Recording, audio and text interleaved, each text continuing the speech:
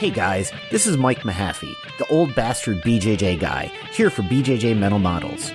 Back in my day, we had to walk uphill in the snow both ways to get to the academy just to learn some crappy technique from a random purple belt.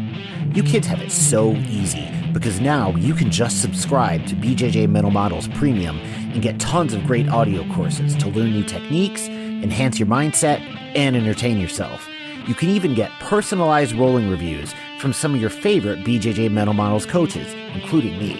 It's like having your own seminar, you spoiled little whippersnappers. So what are you waiting for? Subscribe to BJJ Mental Models Premium right now, get off my lawn, and go train.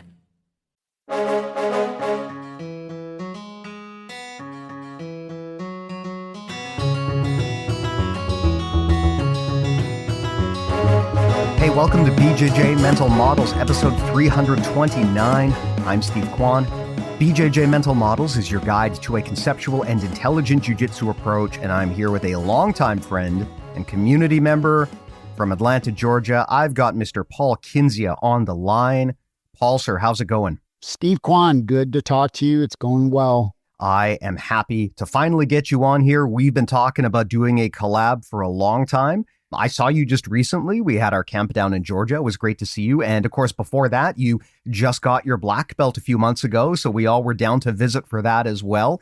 But you know what? It's your story, not mine. So why don't you go ahead and give yourself a quick introduction for everyone's benefit? Thanks, Steve. Real quick, my name is Paul Kindzia. I'm a black belt from Atlanta, Georgia, here in the United States. I would say, maybe Steve would laugh, my claim to fame is being the first homeschooled, non-denominational, it takes a village black belt, which I accomplished under the guidance of Emily Kwok. For Steve and I, that's our jiu-jitsu mom.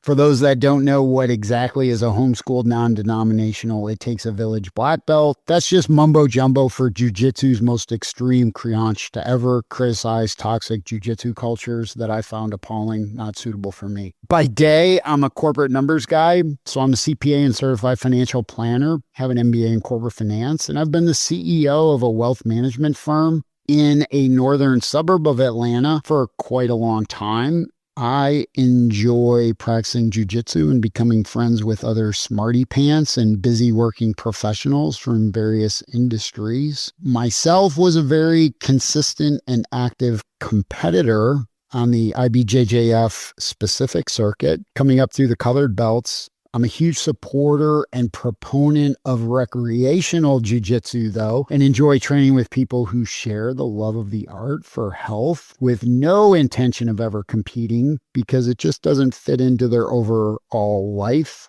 So I enjoy working with people and training with people that have no interest in competing. But I also know, as a busy working professional with an addiction to jiu-jitsu, I found home training such a huge advantage during my jiu-jitsu career. I started with some home mats and a grappling dummy in my basement as a white and blue belt, but by purple belt, I really cranked it up to where I do a tremendous amount of training at a very nice custom studio in my house. I generally train about 8 times a week, with half of them at home and half of them at various other schools in the North Atlanta area. And then pre-jiu-jitsu, I think it's important for context, I didn't start my athletic career in jiu-jitsu.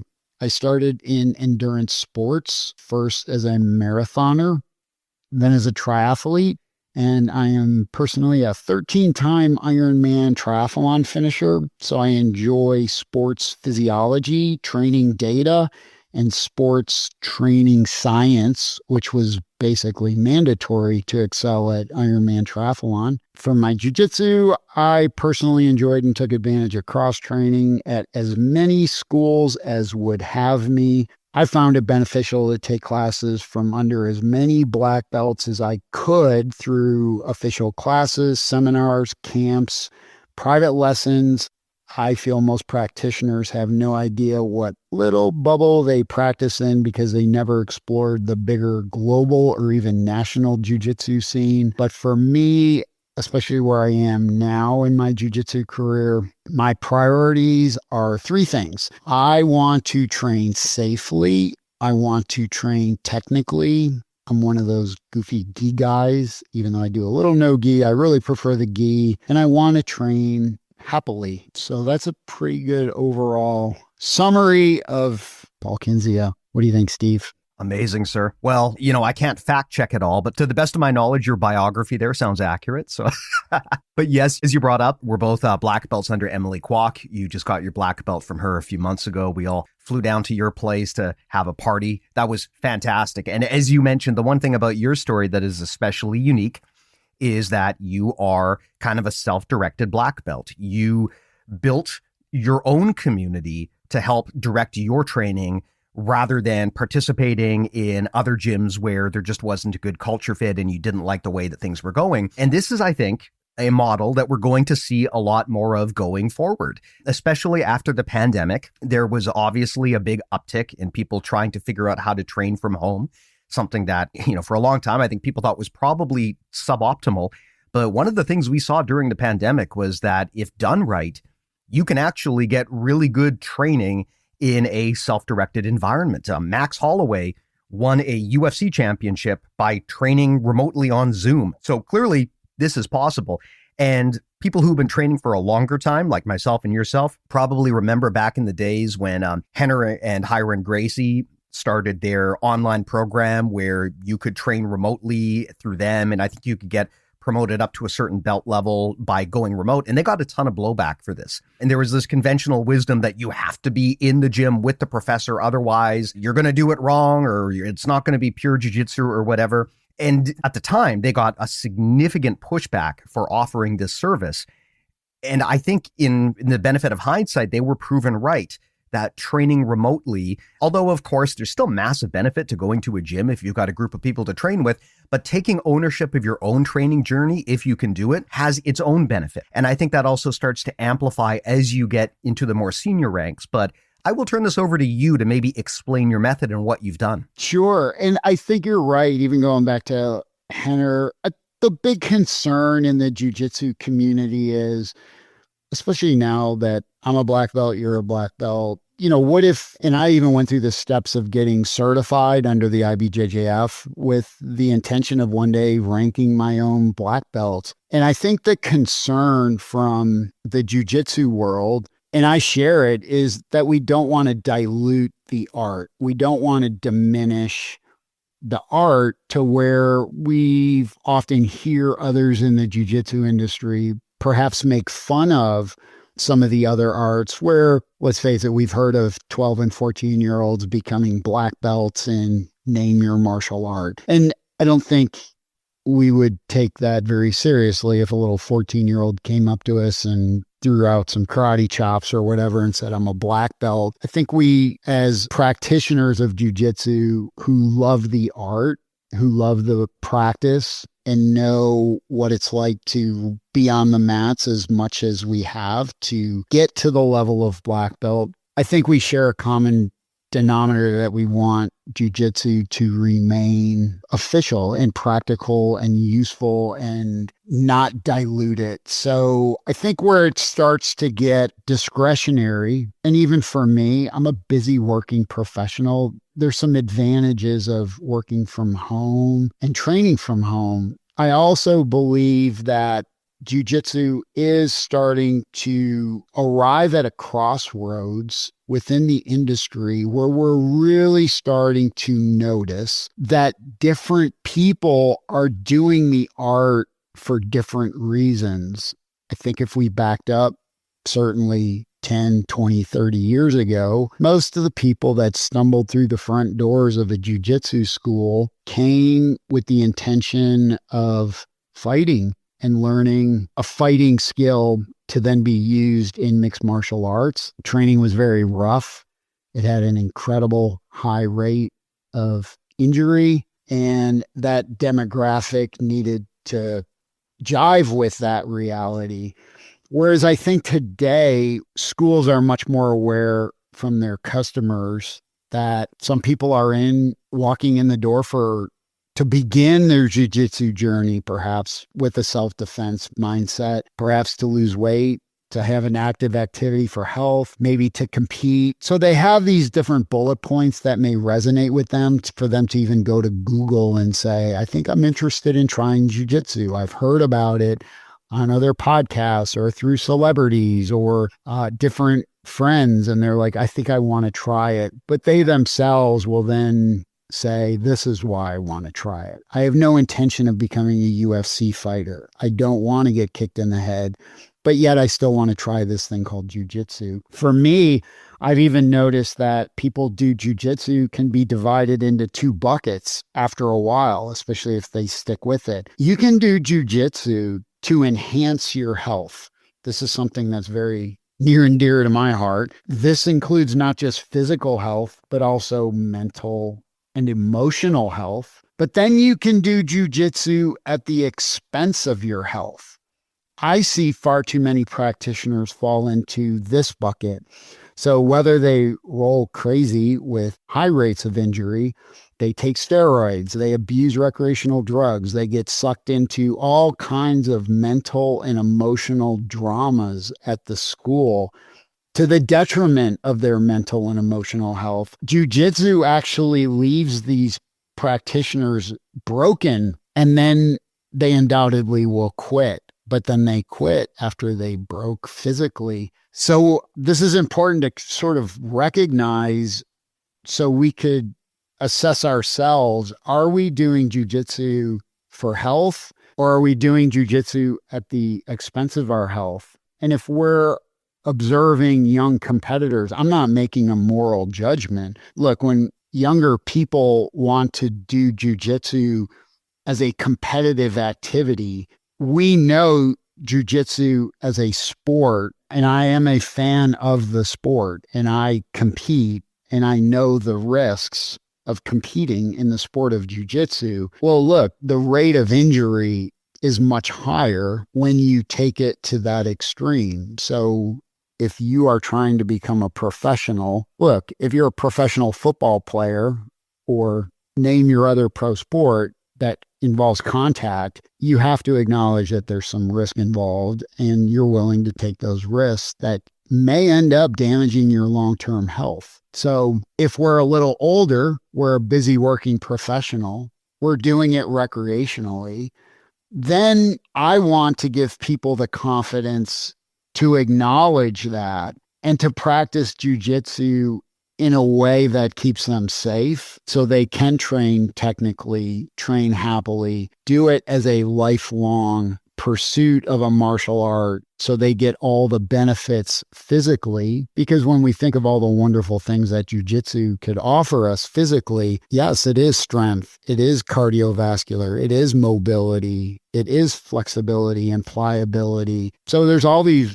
hand-eye coordination, dexterity, there's all these wonderful physical attributes of practicing the martial art. But then if we do it correctly as well, we should get the mental and emotional benefits of jiu-jitsu. So this is where I think listeners or other practitioners, it's a great exercise to just do these little self-assessments, because it's easy to slip into the gravity field of how many times have we been on the mats where we feel compelled to keep up with others that are younger, stronger, more aggressive.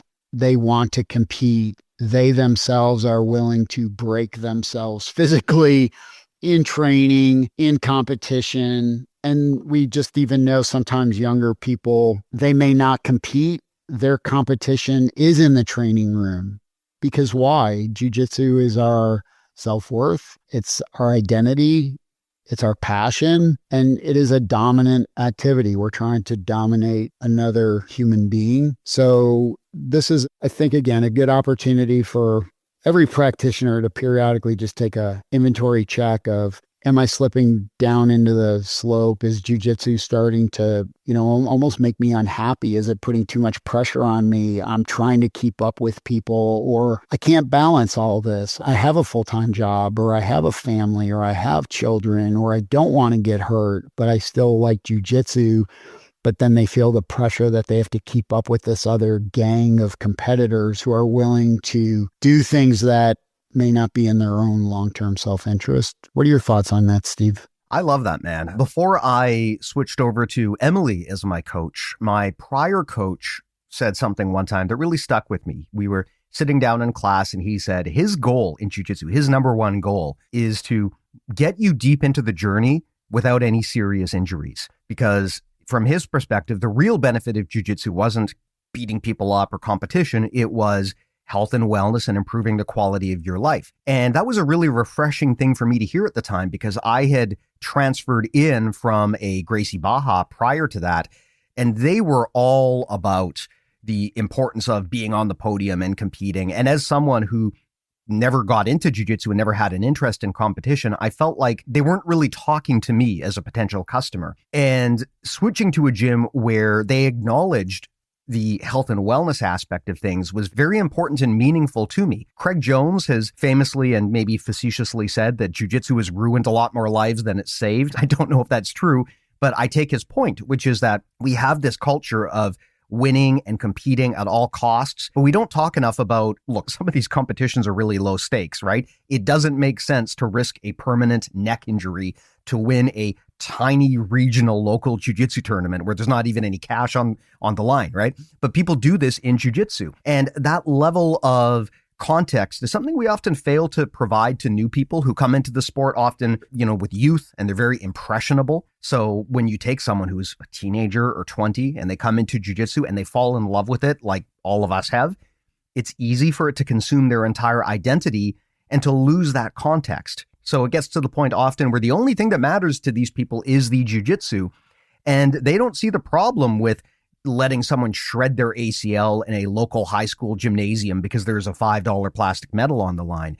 I think that is an inversion of priorities when people behave that way. I think that we should always put health and wellness first and foremost. And I do acknowledge that for absolute world-class competitors, there is a time when you may have to do a risk versus reward calculation, right? If you are in the finals of a world championship match, you may decide to eat the risk of an injury because your desire to win is greater than the consequences of injury to you. But I would say that we should not assume that is a baseline way of thinking because for most people, they run the risk of really screwing up their lives if they come into jiu-jitsu and within the first 6 months, they suffer some catastrophic injury. And it happens far too often. And even for myself, I've suffered, I think, too many injuries early on, which then led me to find these alternative paths to do it. What I believe was a smarter, more enjoyable process. And there's a lot of times, Steve, how many times have we heard people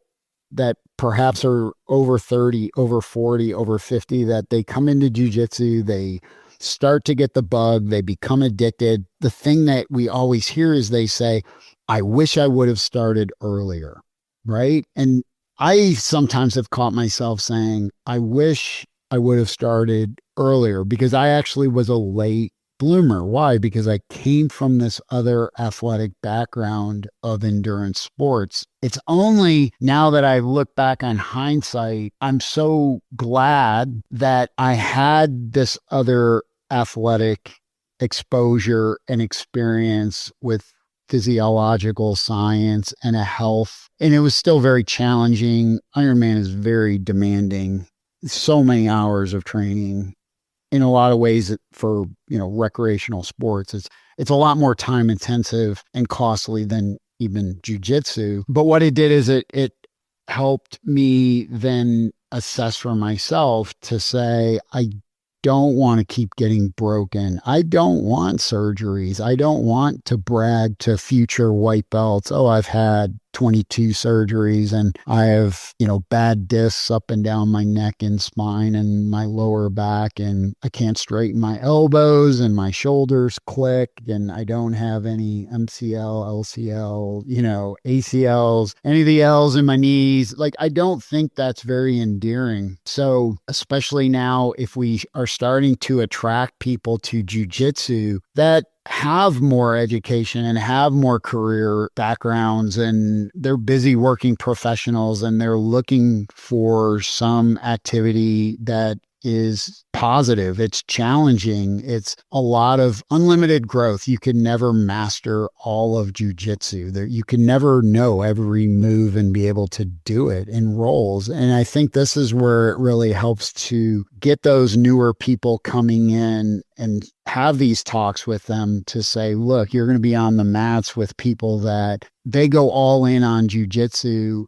And what we lack the perspective as we're coming up is there's phases of life that we all go through. So when we're in our 20s, that's a phase of life. When we're in our 30s, that's a phase of life. When we're in our 40s and 50s, and whether it's our jobs, our relationships, our home status, we're all experiencing different time constraints, financial constraints, energy constraints. But what happens in the jiu-jitsu room is we're exposed to people that at any school, at any given time, there's people that are sort of all in on jiu-jitsu, even if they're described as recreational, right? They're not professionals, but they just live on the mats and they're always there. And what happens is we start to compare ourselves to people that are all in on jiu-jitsu for this little sliver of their life. And we lack the perspective to even realize that that person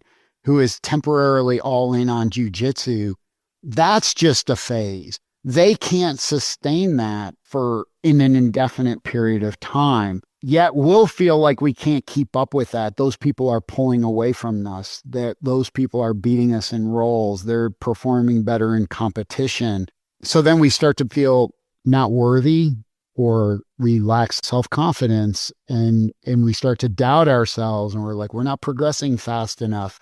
What we don't realize is sometimes people that are all in on jiu-jitsu, they're just pushing it too much in an unsustainable way. And eventually, as we've known, because now we're black belts, Steve, how many times have we just seen very talented, dedicated practitioners that just one day just never show up? Maybe they got hurt, maybe they didn't, but they didn't make it through purple belt. They didn't make it through brown belt. They didn't make it to black belt. They're just gone, and we never see them again. And that happens over and over again. But again, we may lack that perspective that sometimes these people that are all in, that's just a little phase of their life that for all intents and purposes is going to eventually become unsustainable. And often, to take it one step further, and Steve, you're aware of this because you deal with a lot of high level practitioners, we fail to realize some of these pros themselves or aspiring professional jiu-jitsu practitioners, they want the very things that the busy working professional themselves have. So a busy working professional has more stability in life, has reliable transportation, owns a house, has relationships, may even have different hobbies, has spending money, can go out for food and drinks with their friends. Whereas, as we know, a lot of aspiring jiu-jitsu practitioners, they're often so financially constrained, living, almost sometimes very meager existences, chasing their dreams. And it's hard for them, right? It's hard for those practitioners. So it's just an odd thing where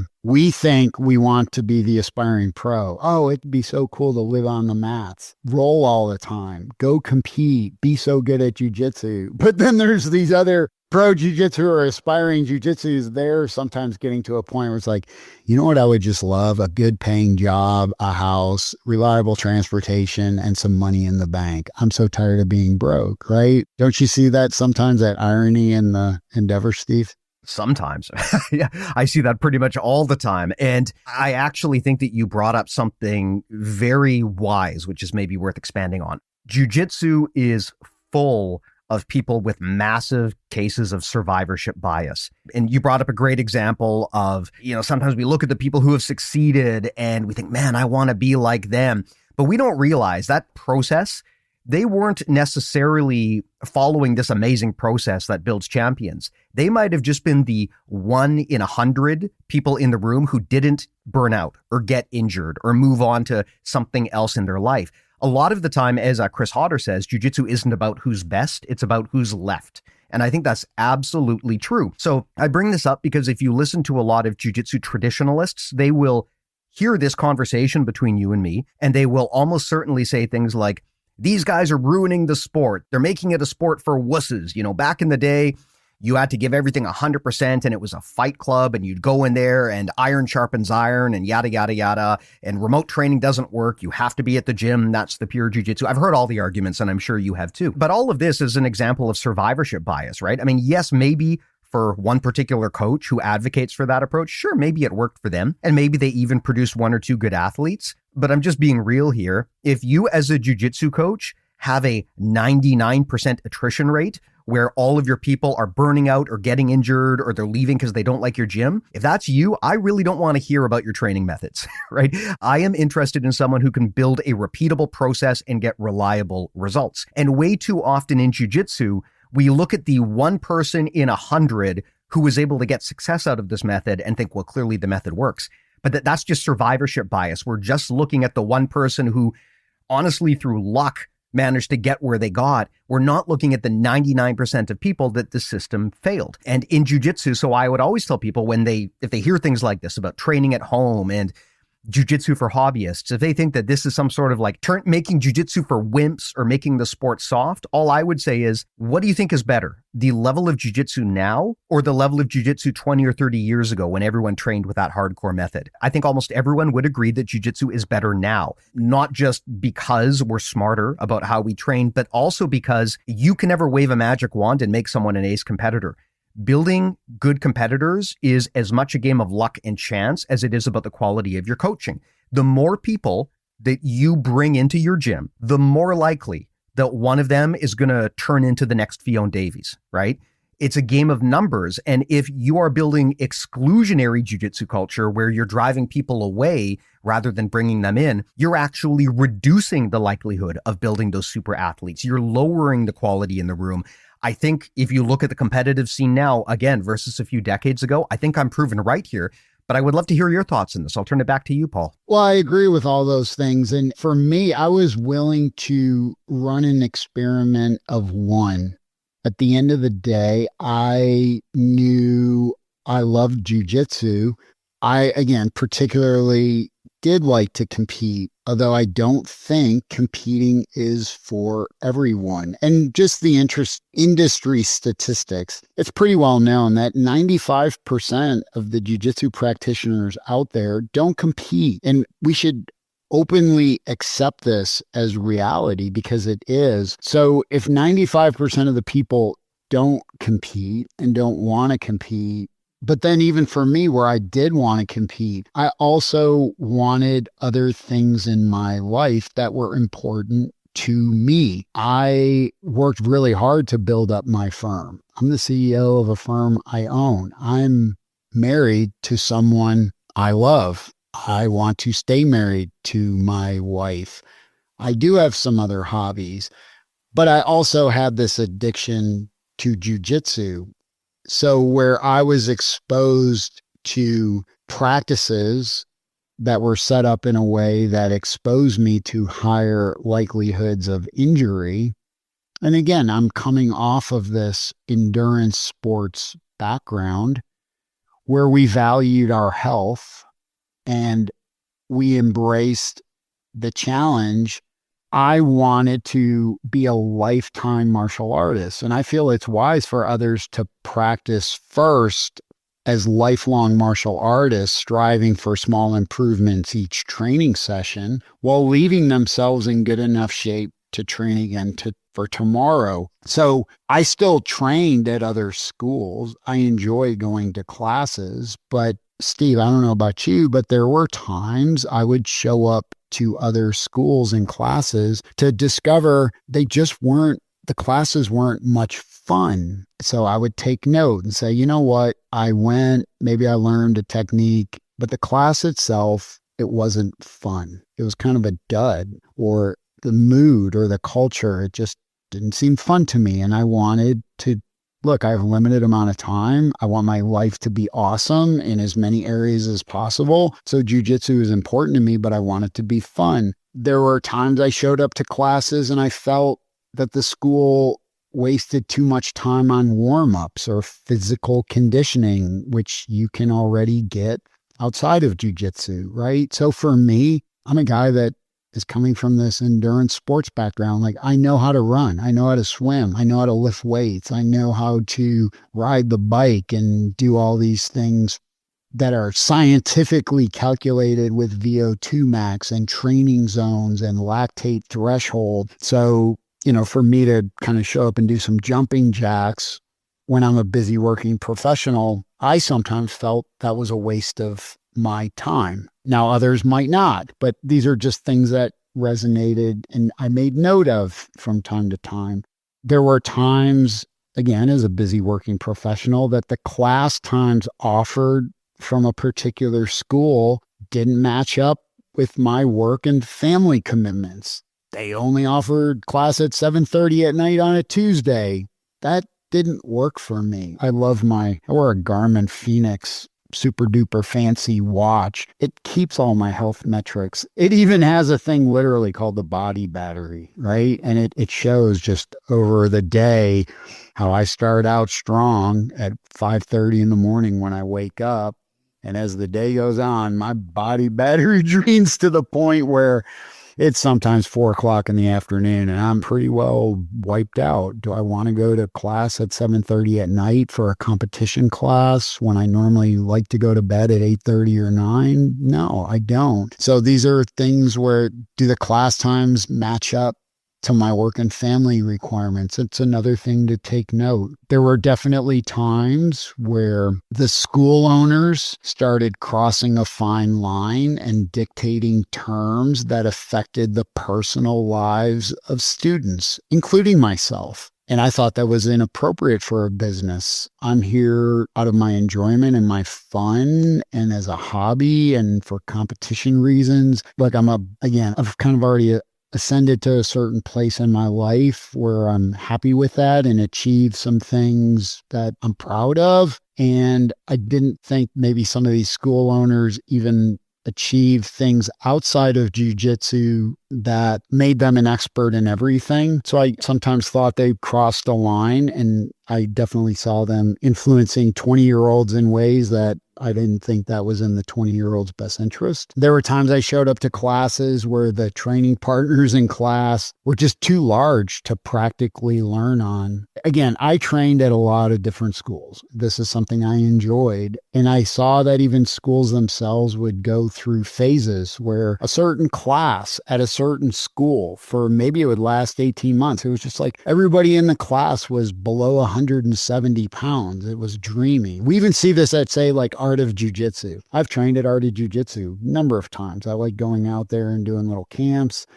But generally speaking, Art of Jiu-Jitsu is a smaller school with smaller practitioners. Most of the people are middleweight down to rooster weight. Whereas if you go to, say, Danaher's school, they're all big monsters. And this is another thing you see at different jiu-jitsu schools at different phases and different classes. Sometimes you're just in a class, everybody's jumbo. I'm not a jumbo. I compete at lightweight, and I don't like to try to physically move jumbos around. I like to move myself. So this is something that even impacts our safety when we're rolling with people far beyond our physical size. And I think that's important for females, smaller grapplers, older grapplers to take note. Do we always have to be a tough guy to prove we could roll with someone that weighs 240 pounds when we're 165?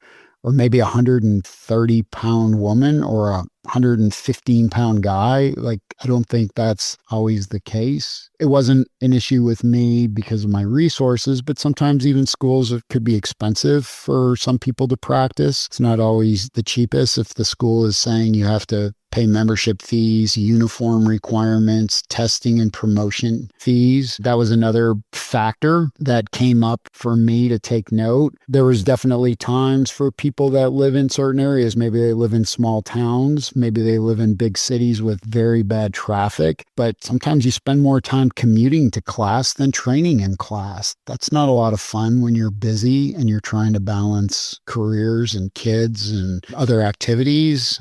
Steve, how many times have we shown up to schools in our journeys where the school wants us to patch up, fly a flag, pledge allegiance to a cult leader?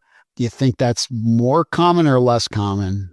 yourself? Well, I don't know these statistics, but I can tell you this. I have definitely experienced this firsthand in jiu-jitsu, and pretty much everyone I know who's been around the sport for a reasonable amount of time has also experienced that kind of stuff. And I certainly haven't seen this in any other business. I've never been yelled at a Starbucks because they caught me buying coffee at Seattle's Best.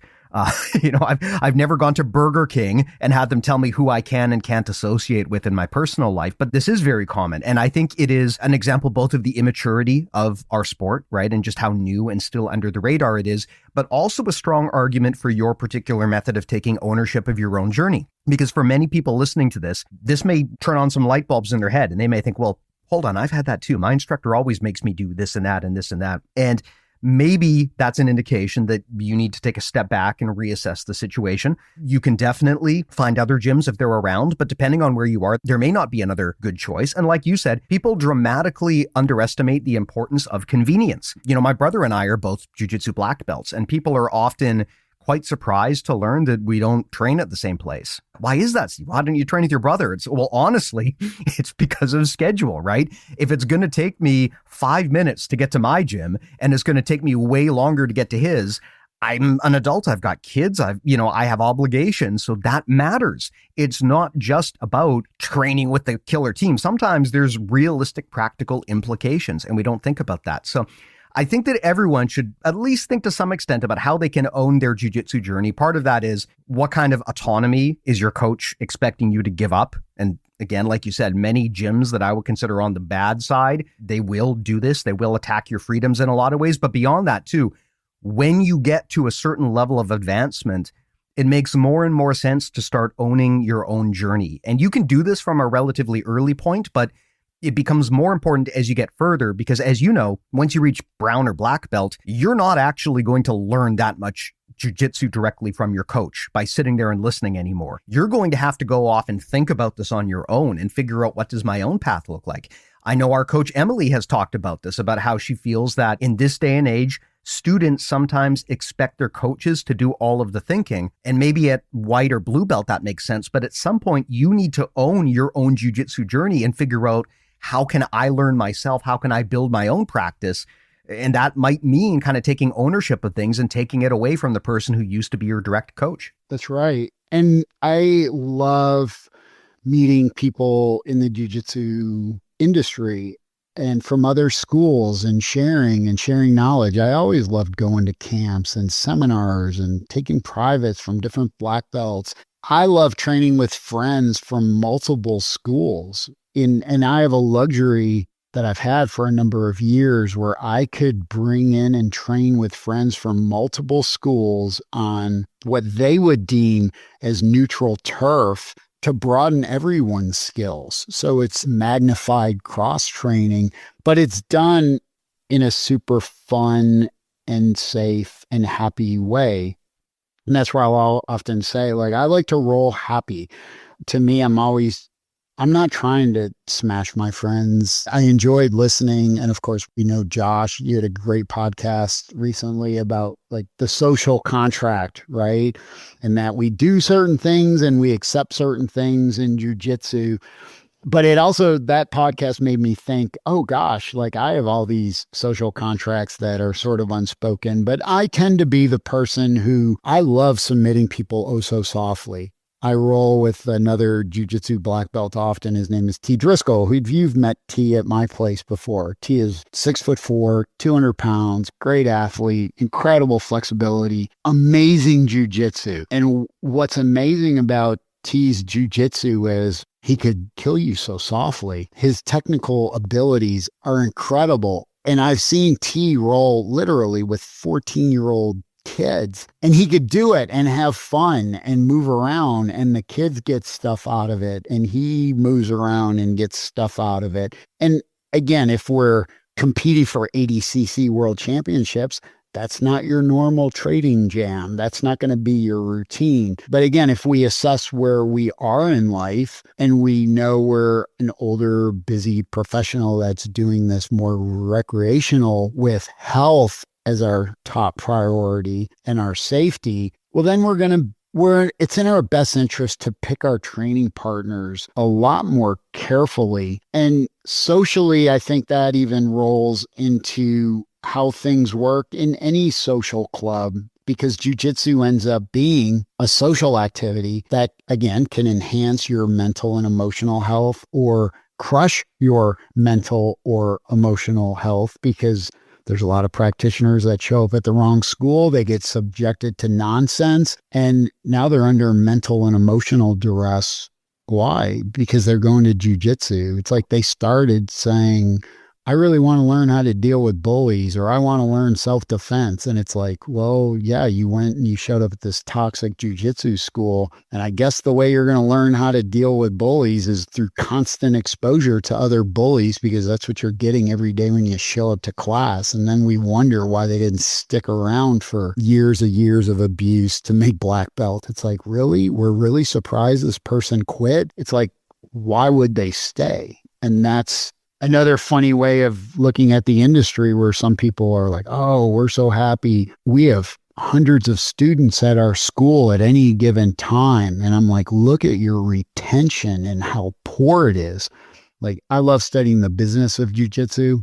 As you know, I'm friends with Elliot Marshall. I've always been fascinated with the business side. I've learned so much from Elliot and studying really high-level businesses in the jiu-jitsu space. And I'm a business guy myself, so that's right up my alley. But there's a lot of schools that are like, oh, we're good because we have hundreds of members. And then it's like, well, year over year, you have hundreds and hundreds of people that have come through your doors to eventually hate jiu-jitsu.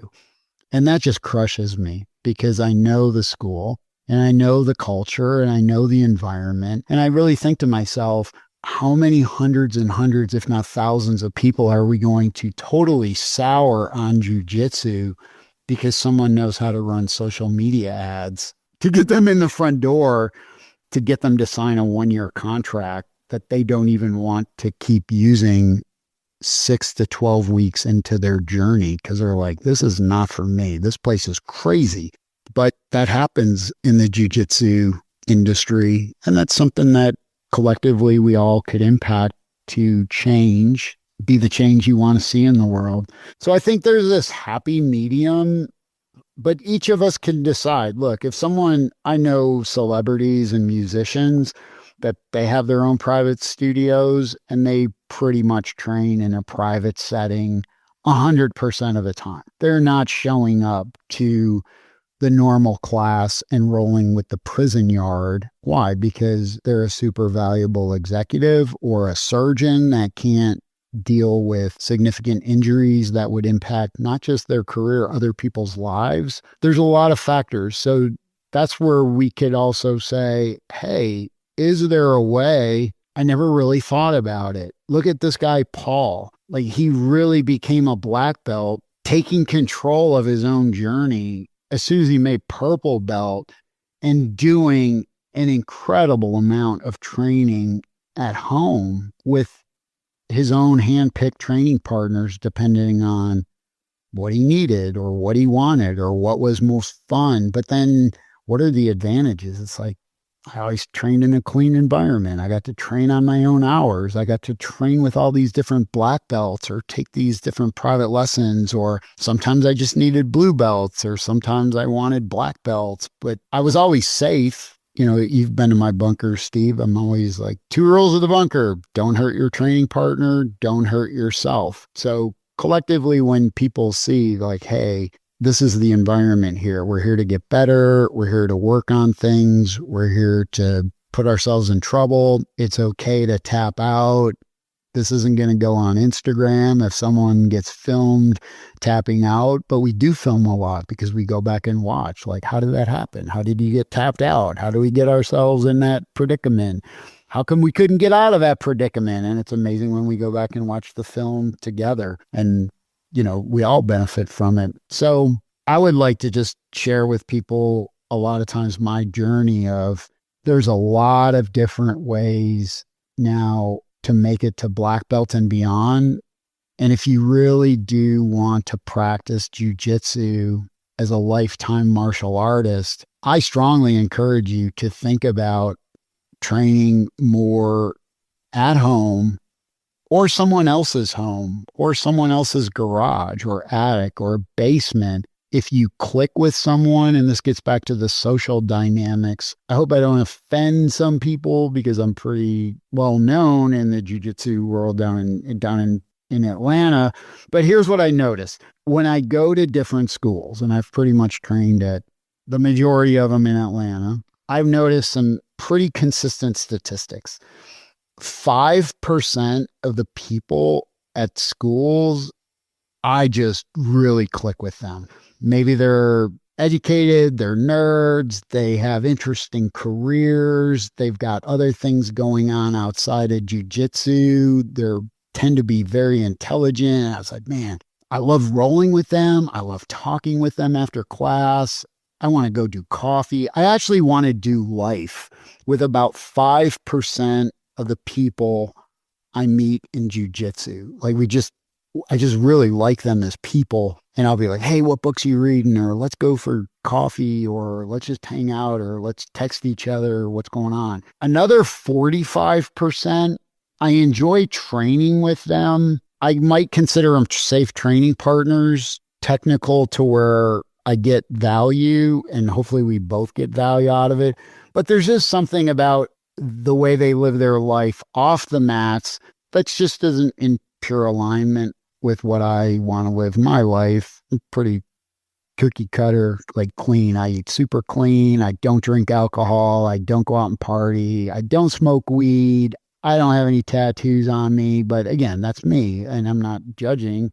I'm just saying this is what I do and how I live my life. So then 45% of the people, it's like, all right, we could be good training partners, but am I really going to be besties with them? It's like, no, maybe it's politically, maybe it's religiously, maybe it's age, maybe it's demographic, maybe it's what they like off the mats or how they conduct themselves off the mats. It's like, we're just not a perfect fit, and that's okay. I still enjoy training with them. They're a good training partner. That makes up 45%. But then, to be honest with you, like at a lot of schools, 50% of the people, if I just never saw them again, I could be okay with that. It's like, maybe I don't even want to train with them in class. I want to avoid them at class. They're not safe training partners. They're not technical. They're not enjoyable to roll with. They're very unpredictable, or they're just aggressive, or you can insert your acronym or name for them. Neanderthals, knuckle draggers. And again, if someone's competitive, I respect that, because I like to compete. So if someone just wants to work hard and practice and go, that's a little different, because it's like, hey, it's good to feel that sweat. It's good to compete, prove to ourselves that we can climb and achieve new heights. I'm fully supportive of that. But then it just gets, again, look, I don't want to go to jiu-jitsu and hear about politics. I don't want to go to jiu-jitsu and hear about religion. There's just certain things you just don't bring it to the mats. Like the mats to me are just a really good place where people from all kinds of different backgrounds and experiences can share a common love for jiu-jitsu. So I myself prefer that. Now, along the way, if I learn you're an engineer and you got a patent and you're working on some quirky physics thing, then yeah, I'm going to probably nerd out on that because I like science, or I like business. I love investing. I love, just different things. So if I find someone that's comparable to me, I love music. I love playing the bass guitar. I love rescuing dogs. So there's just things that we just kind of find common denominators. I think that's the wonderful thing of a social activity like jiu-jitsu, as opposed to being a swimmer where, you might be doing a swim practice with others, but they're not talking to anyone. You're just endlessly looking at a black line at the bottom of the pool. So I would just, again, encourage people to keep an open mind. And if you try training more with friends in a garage, in a basement, in an attic, at a place that you could just roll out mats. And if you're going to find, if you take some instructionals seriously, if you share knowledge, if you roll with different people from other schools, your jiu-jitsu is really going to explode. And it had nothing to do with again, training at sort of like your home school. And that doesn't mean you want to quit your home school or leave your friends. That's not what I'm saying. I'm just saying you could really enhance the totality of your practice if you find maybe a different balance. And again, if you're a busy working professional, you may find that's the secret sauce where it's just sometimes too hard to go to class the amount of times that it would take for you to satisfy your itch in jiu-jitsu. But now you're like, hey, maybe I can make it to class 2 times a week, but I could train with 1 or 2 friends with some mats in my basement or their basement 2 to 3 times a week. And then all of a sudden we're getting in more training, better training, safer training, more technical training, more happy training. You get in more training than if you just limited yourself to the school, which may, for some people, again, some people's schools are a long way from their house, or they've got kids, or they've got wives or husbands, or, working overtime or staying late at the office. So a lot of schools still don't even offer morning programs. I can't even tell you the number of hundreds and hundreds of hours I've trained before the workday even began, because I just have friends that are like, you want to train in the morning? I want to train in the morning. And I'm like, great, let's train in the morning together. And again, I have my own studio. So it's like, meet me in my house. We'll train at 5:30, 6, 6:30, 7. We'll just train in the morning. We'll get it over with. We'll get in an hour and a half. And then I've got a shower down there. They can shower and go to work. And it's awesome. And then what happens? They do more jiu-jitsu. We didn't go to jiu-jitsu or work with black eyes and cauliflower ear and cut lips. We got in a nice workout working on technical jiu-jitsu, and it just made us better practitioners. Amazing, man. Well, we've been talking a lot about how to take ownership of your journey. And of course, some of these things are sort of obvious. I mean, of course, you can always study. But one of the cool things about what you've done is you've built a whole environment where you can train at home. And I'd love to maybe hear a little bit about what that environment looks like so that people who are listening to this have an idea of what does your jiu-jitsu practice turn into when it's self-directed and your main base of operations, the main place you train, is at your house. What does that actually look like? And how might that be different from people's existing experiences at a more traditional gym? Well, one thing I would offer listeners, if you could remember this while you're driving and listening to a podcast, on Instagram, my handle is The Balanced Grappler, but I also have an active website, www.thebalancedgrappler.com. And at the website, my studio is called the Jiu-Jitsu Bunker, and I'll very often post things of me training in the Jiu-Jitsu Bunker, and you will see it's a very nice facility. Of course, every person that has a home studio will always say, I wish it was bigger, and I could fit more people. But for me, I have in my basement, and I actually have videos of when I started. It reminds me of the Stefan Kesting videos where he has pictures of him rolling in a ground floor or basement apartment with these mats just kind of next to the kitchen cabinets. And, in my case, I started out with those 4x8 fold out mats and a grappling dummy. Even as a white belt, my basement was not finished. I had a leak in my basement, so it was very wet and damp. But over the years, as I got more into jiu-jitsu, I made the Jiu-Jitsu Bunker into what eventually became the Jiu-Jitsu Bunker. So now it's a amazing evolution. It's white. It kind of looks like the art of jiu-jitsu. Clean white mats, wall mats, full Olympic judo floor. I have a weight room with some beautiful, almost commercial grade weight equipment. It's a little taste of heaven. COVID, my firm, we started working from home, and once we started working from home, we all decided, why would we ever go back to the office? So I barely even go into the office anymore. So for me, it's just awesome to have a place where I could have friends over. We could, even Monday mornings, I have my friend Brian Kolbutz. He's a brown belt at another school. 6:30 every Monday, he comes over. We do legs for the weights, and then we drill with jiu-jitsu, and that's our Mondays. So we just have this He lives 5 minutes from me. He trains at a different school, but he's a good friend of mine. He's coming right up on black belt. And the idea is to create an environment that works for you where you are in your phase of jujitsu. If you're just only 6 months in, do you want to make this huge capital expenditure and try to justify it with your spouse? You may be resource constrained. That's okay. You can now get more and more rollout mats and foldable mats and wrestling mats. And a lot of times you'll even find some different practices that are selling used mats. The important thing is, can you just get some mats in a place that works for you and your friends and then go from there? And at my website, you'll actually see the evolution, because I have videos of the evolution of the jiu-jitsu bunker, and hopefully it inspires you to think outside the box. And the idea isn't to mimic my journey, because that would be impossible just due to a whole bunch of factors, but to take note that there's more and more people doing practice in what previously was designated as non-traditional. But when you may assess your own situation, you may get quite excited and say, I think I can optimize my situation by doing it this way.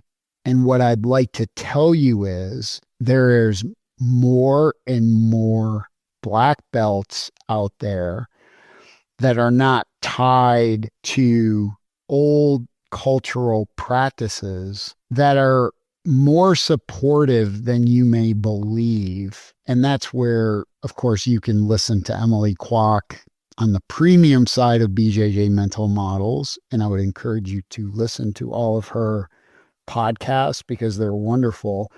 But Steve and I are even under an incredible, much higher ranking black belt that she's been supportive of our journeys.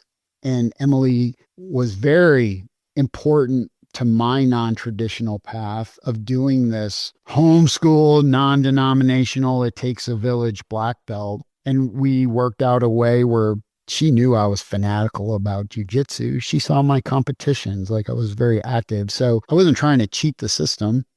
And I'm not saying you have to cheat the system, but I'm not also saying you don't have to go out there and be a top-ranked IBJJF competitor either. The idea is for you to understand that it's about your journey, your individual journey, your personalized journey. And if you think there's a way that you could practice jujitsu that works for you, I'm telling you that I'm encouraging you to think outside the box.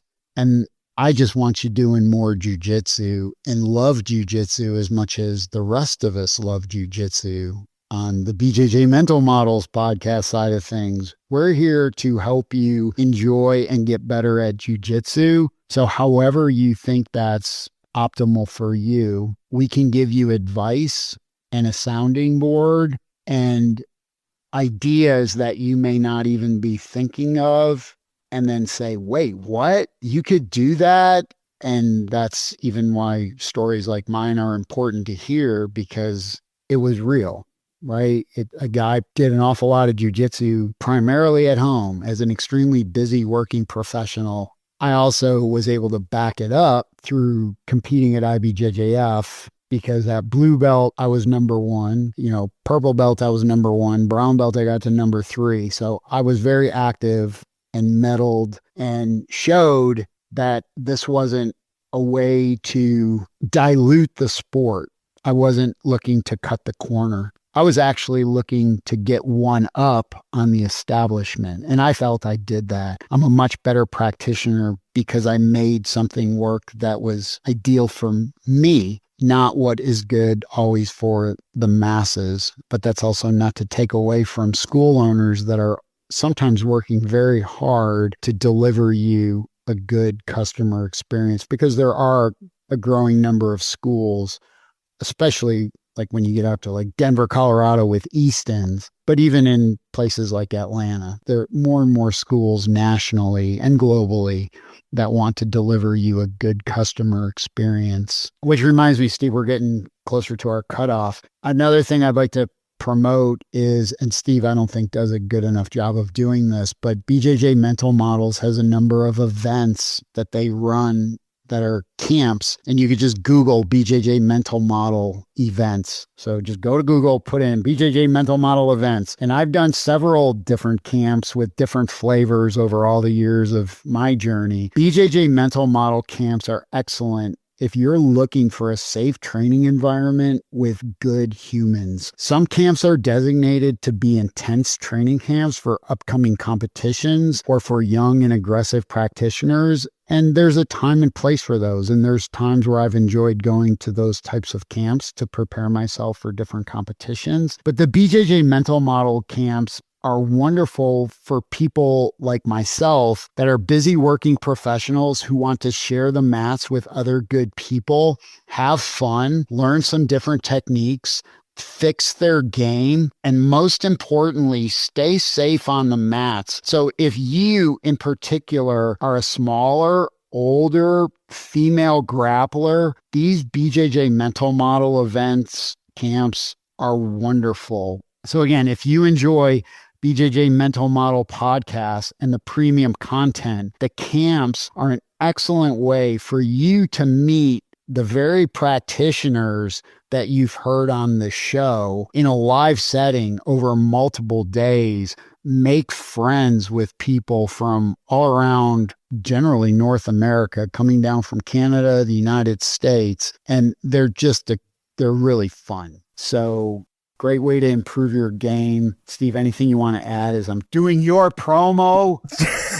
I was going to say it. I always love when people come by and they sell my services for me. This is fantastic, man. But no, the camps are a relatively new thing, and I absolutely love doing them, especially this year and beyond. The big thing that I want to do is take every opportunity I can to get to know people within the space and to also elevate people, get them together.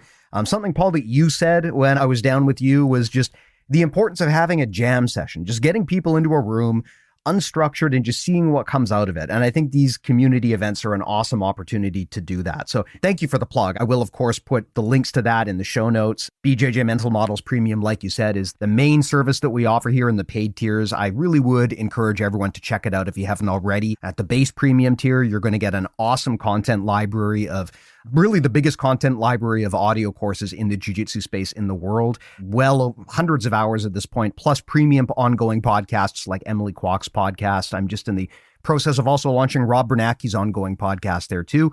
So lots of great stuff there. And yes, there is video instruction as well. People often ask that. We started off doing just audio, but at this point in time, we've got a pretty sizable video library as well, if that's more your speed. So please do consider that if you haven't already, bjjmentalmodels.com. But Paul, I want to plug your stuff, man. If people are listening to this and they're thinking, you know what, this sounds good. I feel like I need to take some direction on my jiu-jitsu journey. I want to set up my own training practice, but I don't even know where to start. How do people get in touch with you? How do they follow you if they want to ask you questions or see what you've built? You can follow me. I'm always on Instagram. I'm an Instagram guy at The Balanced Grappler on Instagram. You could find my website, thebalancedgrappler.com. If you actually go to the home page of the website, I actually offer a free audio download on the website that is 19 safety hacks that I collected along the way that will help you stay injury-free and maintain consistent training on the mats if you're a busy working professional and have to navigate the old prison yard from time to time. So that happens. Sometimes we got to roll with the knuckleheads. So 19 safety hacks. It's a free audio download. You can get that at thebalancedgrappler.com. You can find my book on Amazon. The book I wrote is called Master Jiu-Jitsu, Master Life. It's been out for a couple years. You can find that on Amazon.